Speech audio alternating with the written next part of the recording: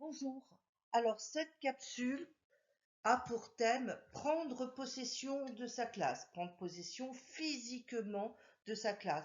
Vous venez d'être nommé sur votre poste et vous découvrez votre classe, ou vous avez déjà été nommé au mois de juin, vous avez vu votre classe, mais l'enseignante était déjà là et elle préparait la fin de l'année scolaire, donc elle vous a expliqué rapidement. Donc pour vous, c'est un petit peu la panique. Alors que faire en priorité dans ce cas-là? Eh bien, voici quelques conseils. Découvrez votre salle de classe. C'est une salle de classe à peu près dépouillée, puisque en chaque fin d'année scolaire, on enlève les affichages et on laisse une classe propre. Et en général, on met tout ce qui est livres, classeurs dans les armoires pour que le personnel de service puisse nettoyer le mobilier et enlever le mobilier parce qu'elles doivent aussi revernir le sol. Donc, découverte du lieu classe. Alors, souvent, la mairie passe dans les classes pendant l'été pour prélever du mobilier pour les futures ouvertures de classe, ou bien le mobilier n'est pas toujours remis dans la bonne classe après le grand ménage d'été. Donc, vous verrez certainement des collègues qui viendront dans votre classe vérifier si le banc ou si un de leurs meubles n'a pas été chez vous par mégarde. Alors, ce qu'il vous faudra faire, vérifier avec votre liste d'élèves que vous avez récupérée donc auprès de la directrice ou du directeur. Euh, vous avez votre liste d'élèves, et bien vous vérifiez le nombre de tables et de chaises. Et il vaut mieux avoir toujours 2 ou 3 tables en plus. Pourquoi? Parce que vous aurez à l'occasion, durant l'année, d'accueillir des élèves dans votre classe, parce que soit l'enseignante est absente et il faudra accueillir les élèves en attendant que le remplaçant arrive, ou vos collègues seront en réunion, style réunion d'équipe éducative qui dure 2 3 heures, et à ce moment-là, les élèves sont répartis dans les classes. Et n'oubliez pas que vous aurez parfois besoin d'isoler un élève pour qu'il se mette au calme pendant un moment, où vous aurez besoin de ces tables pour faire un petit coin multimédia dans votre classe si vous avez un ou deux ordinateurs en plus. Vérifiez aussi la hauteur des tables par rapport à l'âge de vos élèves. En général, c'est très facile à faire, au niveau des pieds, ça se clip. Ne stressez pas si la couleur des pieds et la couleur des chaises n'est pas la même. Par contre, il vous faudra aussi vérifier si les chaises correspondent à la hauteur des tables, parce qu'il n'y a rien de plus stressant en début d'année que d'avoir des élèves qui râlent le premier jour parce que les tables ou les chaises sont trop basses. Vous allez vous concentrer sur l'essentiel. Vous allez ouvrir les armoires et faire l'inventaire des manuels de français ou des manuels de mathématiques. Vous laissez tomber tous les autres manuels. Faire l'inventaire du manuel de français et des manuels de mathématiques, ça va vous permettre de savoir si vous allez avoir un manuel pour 2 élèves ou un manuel pour chaque élève, et ça va vous permettre à vous de télécharger, si c'est disponible chez l'éditeur, le guide pédagogique de ces manuels. Alors si vous ne les connaissez pas, vous prenez un manuel de français et de mathématiques, vous l'emmenez chez vous, vous téléchargez le guide du maître, et si vous avez beaucoup de chance, vous pourrez garder aussi un exemplaire de ce manuel de français ou de mathématiques derrière votre bureau dans la bibliothèque, dans lequel vous mettrez tout votre matériel pédagogique dont vous avez besoin pour la période.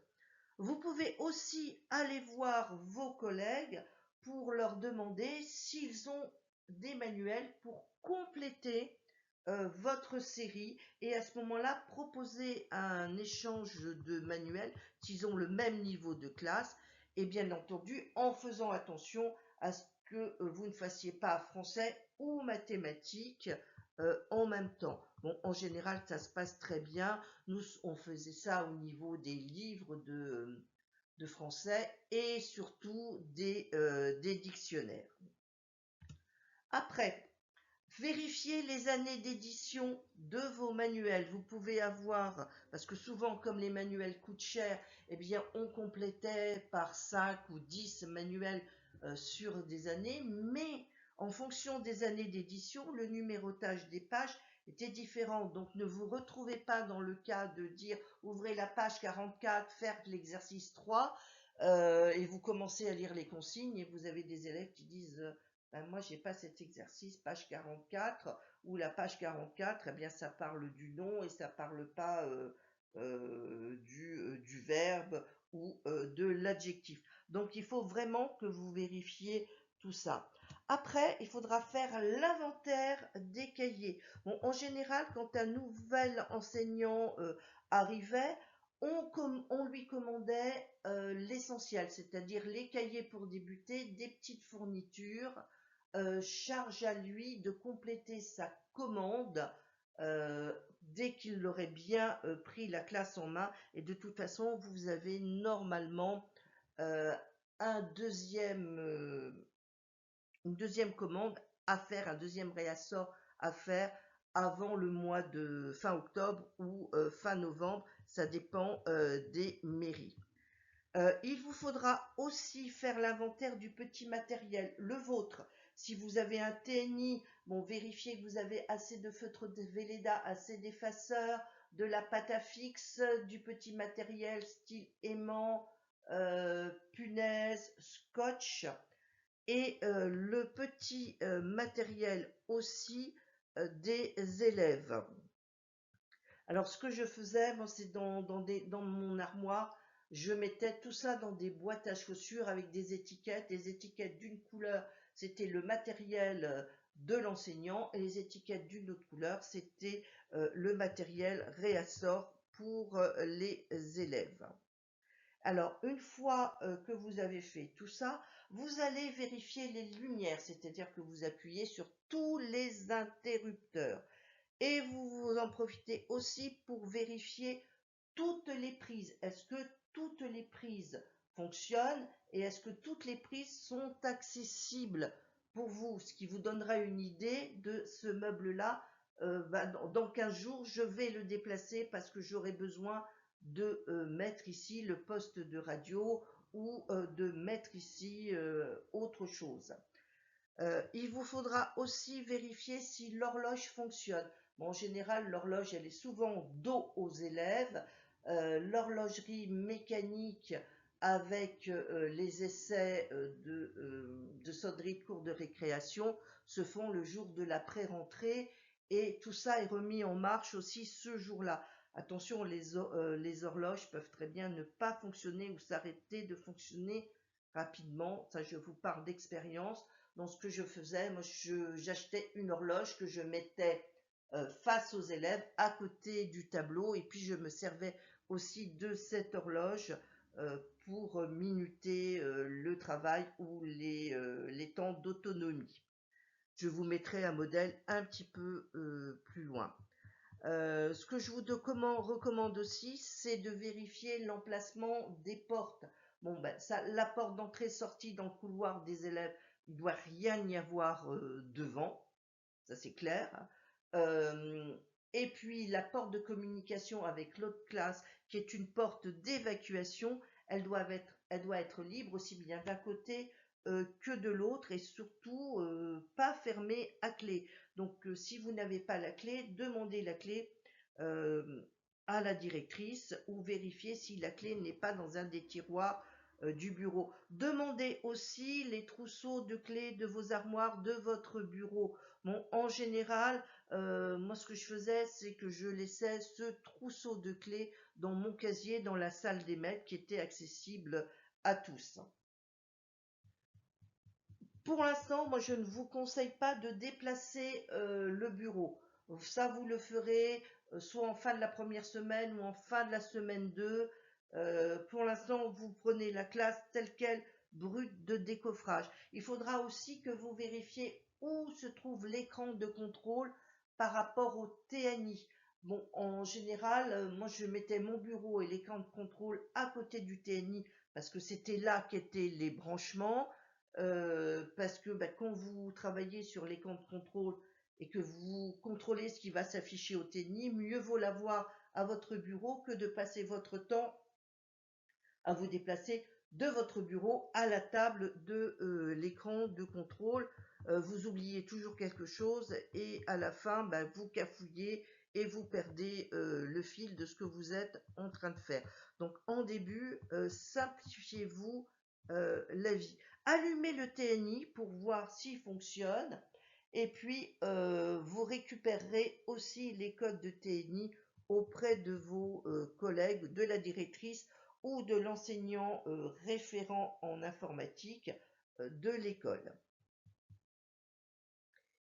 Vous pouvez aussi demander si vous pouvez mettre des multiprises et à ce moment-là, vous achetez des multiprises à 2 ou 3 plots, pas plus, pour pas faire sauter tous les plombs de la classe et voire de l'étage, et avec un bouton interrupteur que vous fermez le soir en partant. Je vous conseille aussi d'investir dans un port multiple de clés USB que vous pourrez brancher sur le port réservé sur l'écran de contrôle de votre TNI. Vérifiez les fenêtres.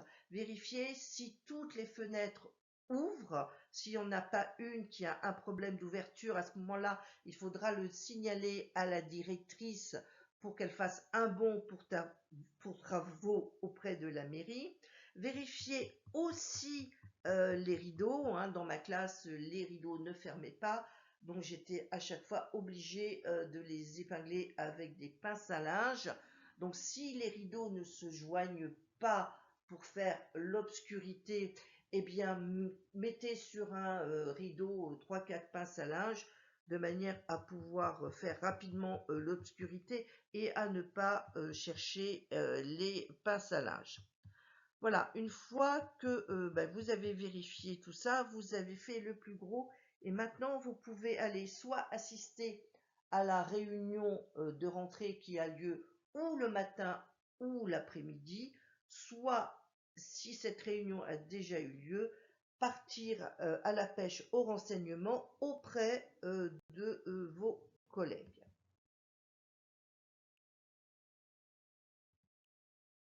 Alors, auprès de vos collègues, eh bien, déjà, avec votre liste d'élèves, vous allez voir la directrice et même après, vous pouvez aller voir les collègues qui ont eu ces élèves dans leur classe l'an dernier. Alors, vérifiez le nombre d'élèves relevant du dispositif Ulysse. Vérifiez le nombre d'élèves ayant un ou une AESH dans votre classe et combien de temps l'AESH reste avec cet élève. Ça veut dire qu'à côté de cet élève, il va falloir prévoir une place pour que l'AESH s'asseye. Donc vous aurez une table pour deux qui sera bloquée en fait pour un élève. Demandez le nombre d'élèves qui ont un PAI, la date de renouvellement du PAI, où se trouvent rangés les PAI, en général dans la salle des maîtres, et à quel endroit dans la salle des maîtres. Vous récupérez le cahier d'appel que vous remplirez au crayon parce que vous n'êtes pas à l'abri qu'il y ait un ou deux élèves qui arrivent pendant les 2 premières semaines. Comme ça vous permettra de bien les mettre dans l'ordre. Après, effectivement, si vous avez un élève qui arrive au mois de janvier, il ne sera pas dans l'ordre alphabétique.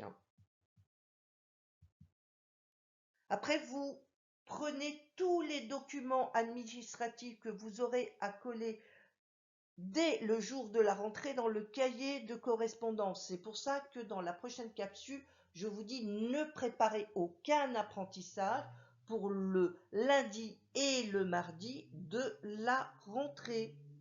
Parce que vous aurez plein de choses à faire coller et vous serez continuellement interrompu par un va-et-vient de personnes qui viendront vous apporter des documents. Vous demandez s'il y a un code à la photocopieuse, où se trouve votre casier s'il y en a un. Alors nous, on avait un casier comme les professeurs de collège dans lequel on mettait une ramette de papier photocopie, on mettait un stylo, un crayon à papier, une paire de ciseaux, un tube de colle, de la pâte à fixe pour pouvoir faire nos montages directement dans la salle des maîtres. Et on avait un petit casier dans lequel la directrice mettrait nos fiches de paye, des documents, et c'est là que je laissais toutes mes clés. Demandez aussi par la même occasion si le nombre de photocopies est limité. Vous avez droit aussi à des photocopies couleurs. Nous, je sais qu'on devait faire un bon mairie et l'école avait un nombre de photocopies couleurs annuel. Demandez si vous avez des élèves donc relevant du dispositif Ulysse, demandez à l'enseignante référente un petit moment d'entretien pour savoir comment composer les 2 premières semaines, juste comme ça, pour que vous commenciez l'année sereinement. Vous demandez où se trouve l'ABCD, la salle multimédia, si ce sont 2 salles séparées, et vous demandez s'il y a un planning d'occupation de ces salles, et à ce moment-là, vous vous inscrivez sur le planning d'occupation de ces salles.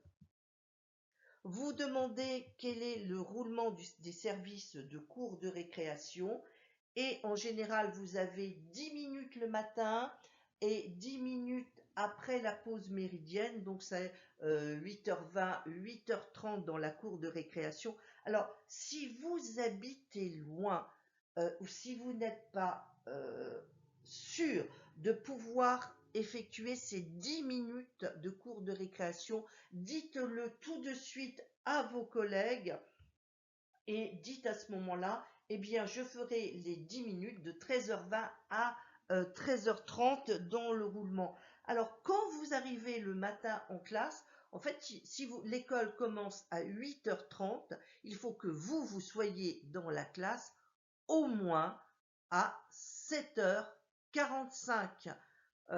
Et je vous expliquerai pourquoi. Parce qu'il y a toujours plein de choses à faire. Vous n'arrivez jamais à la porte de l'école à 8h20. Ce n'est pas possible. Hein. Il faut au moins arriver à 8h ou le mieux du mieux, c'est 7h45.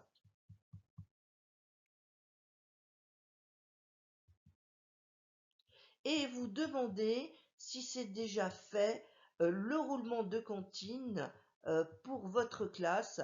Nous, on avait un roulement qui changeait tous les 15 jours. Ça va vous permettre aussi de fixer votre horaire de soutien et de voir combien de temps vous avez réellement pour la pause méridienne avant de récupérer vos élèves.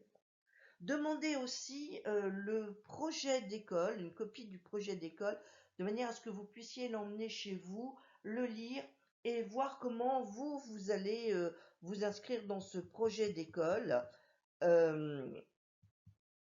Parce que ça, c'est très important. Hein. Peut-être que vous arrivez en début du projet d'école ou alors vous arrivez en fin de projet d'école. Et maintenant, une fois que vous avez récupéré tout ça, eh bien, vous retournez dans votre classe et vous préparez l'accueil des élèves pour le jour de la rentrée. Alors, préparer la classe pour l'arrivée des élèves, eh bien, c'est d'abord préparer les petites fournitures pour vos élèves. Alors, vous allez mettre à disposition, moi j'avais un meuble juste à côté de la porte d'entrée où j'avais des stylos. Alors, je mettais 4 stylos noirs, 4 stylos bleus, 3 stylos rouges, 3 stylos verts. À chaque fois, je faisais ça, pas plus. Et je leur disais, ça, c'est pour le mois. Alors, sachant que pour septembre-octobre, vous allez souvent faire un réassort au moins une fois par semaine. Mais autorisez-vous à râler en disant je ne comprends pas, lundi j'ai mis le nombre de stylos, on est vendredi, je n'ai plus de stylos. Et à ce rythme-là, je n'aurai plus de fourniture à vous donner pour tout le reste de l'année scolaire. Crayon à papier, c'est pareil, vous en mettez 5, pas plus.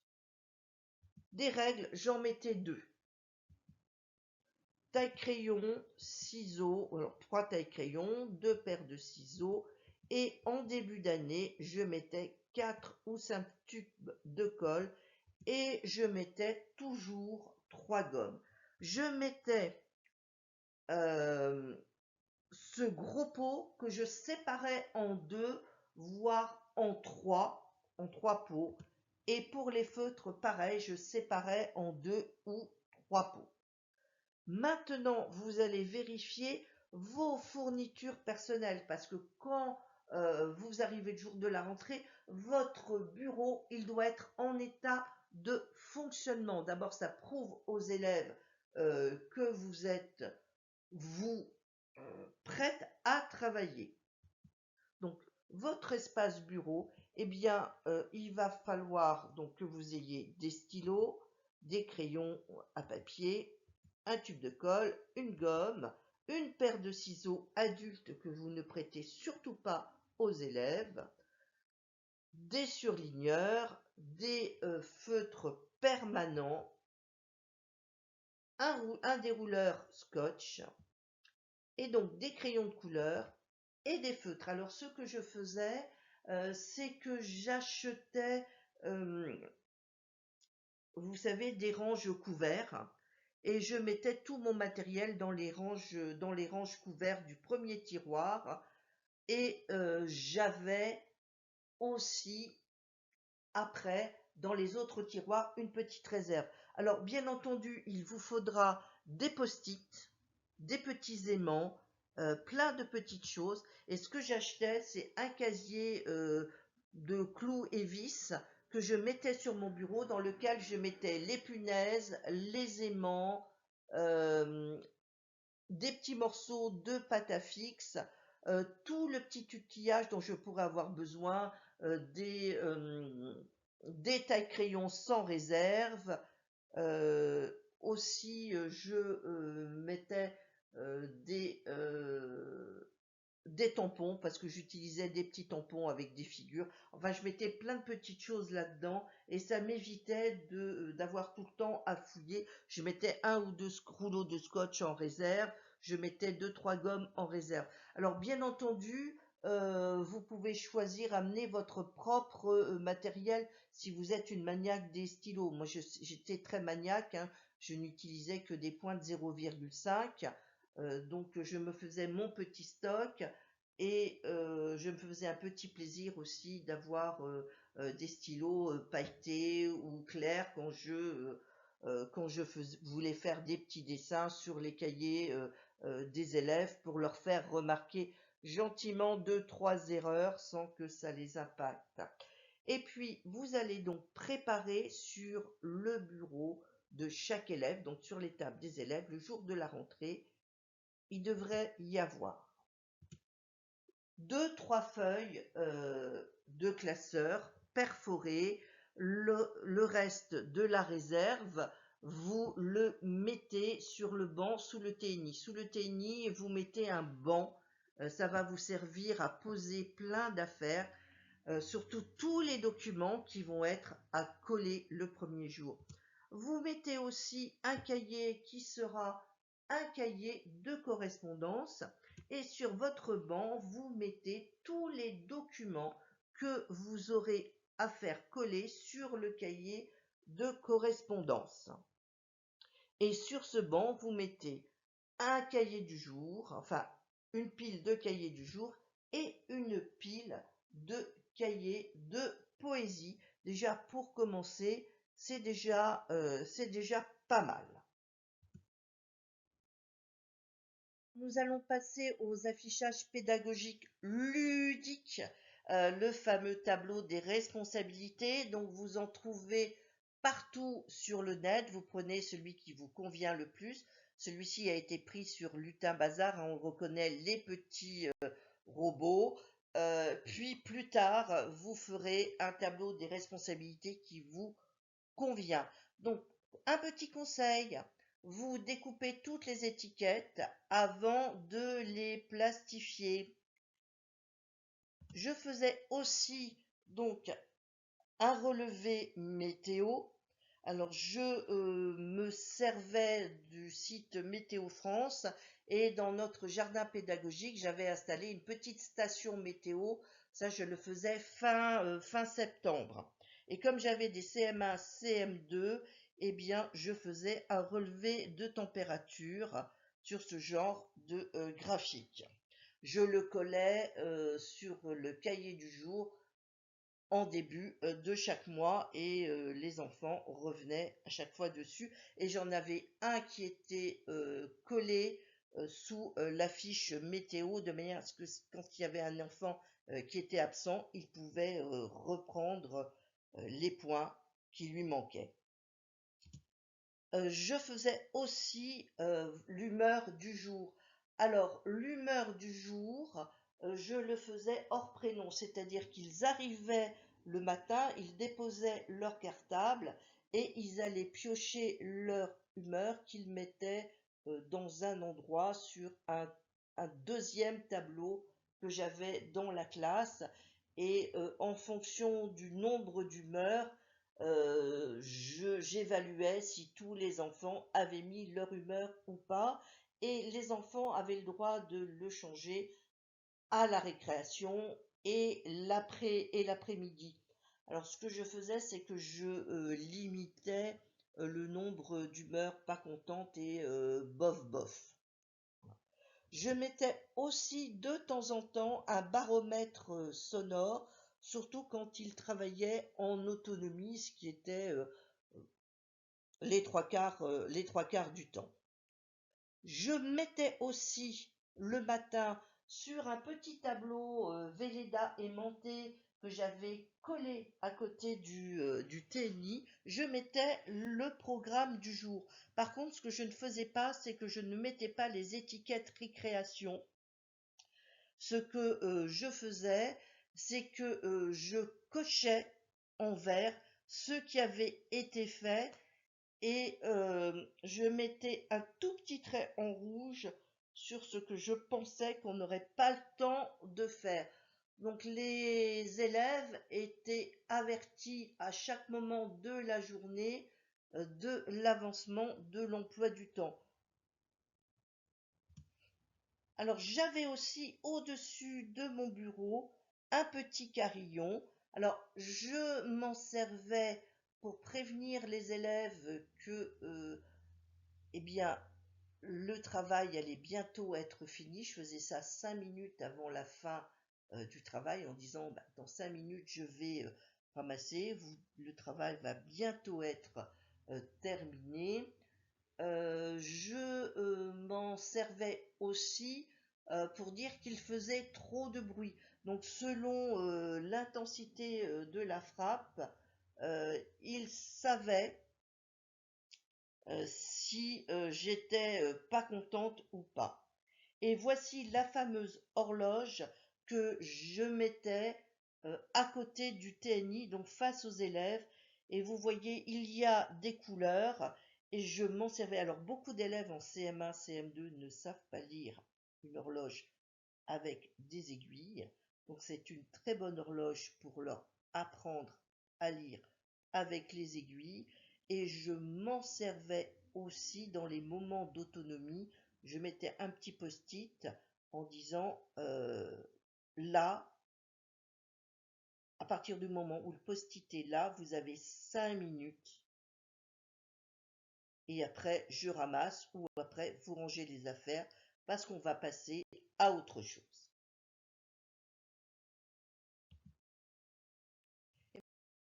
Maintenant, nous arrivons donc aux affichages obligatoires.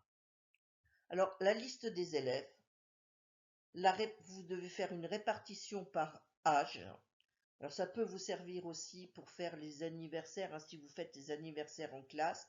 Les CM1 et CM2 sont très friands de ça, surtout les CM2, parce qu'après c'est fini, ils ne le feront pas au collège. Dans le cahier d'appel, vous pouvez mettre, outre la liste des élèves avec les coordonnées des parents, vous pouvez mettre la liste des élèves en dispositif Ulysse, la liste des élèves en PAI et les copies des PAI, les codes de la photocopieuse et du TNI. Ou alors, vous pouvez prendre un grand cahier A4 et écrire dessus cahier du remplaçant, parce que vous aurez forcément un jour ou l'autre un remplaçant. Et dans ce cahier-là, je remettais une liste des élèves et j'annotais cette liste d'élèves un petit peu plus personnalisée. Donc ce cahier, il était rangé euh, sous dans le tiroir, hein, puisqu'il y a des annotations. Donc ce n'est pas à mettre entre toutes les mains. Vous remettiez la répartition par âge, la liste des élèves en dispositif Ulysse, la liste des élèves en PAI, les coordonnées de parents. Notre directrice nous faisait une nouvelle liste que l'on collait, et bien entendu vos codes de photocopieuse ou de TNI pour que votre remplaçant puisse avoir accès à tout ça. Et moi, je mettais une petite enveloppe avec un jeu de mes clés au cas où j'aurais oublié de les laisser dans mon casier. Au mur, vous devez mettre les progressions officielles pour chaque domaine, à chaque matière, vos progressions par période. Alors moi, j'affichais que la progression de la période en cours, hein, ça sert à rien de tartiner le mur. Les consignes d'évacuation et les consignes en cas d'intrusion, l'emploi du temps avec l'indication des lieux pour le PS, pour la piscine et des différentes activités sportives. Si vous avez d'autres activités sportives, hein, souvent la mairie propose tennis, badminton, etc. Les jours et les horaires du soutien qui peuvent varier en fonction du planning de cantine, le planning de BCD et de la salle multimédia qui peuvent changer en fonction des périodes, le planning des interventions en classe qui change aussi en fonction des périodes si vous en avez, et le planning de roulement de la cantine. Voilà, en gros, c'est ce qu'il vous faut avoir. Ça, faut que vous l'ayez au moins dès le vendredi de la première semaine, que vous ayez affiché tout ça pas trop loin de votre bureau.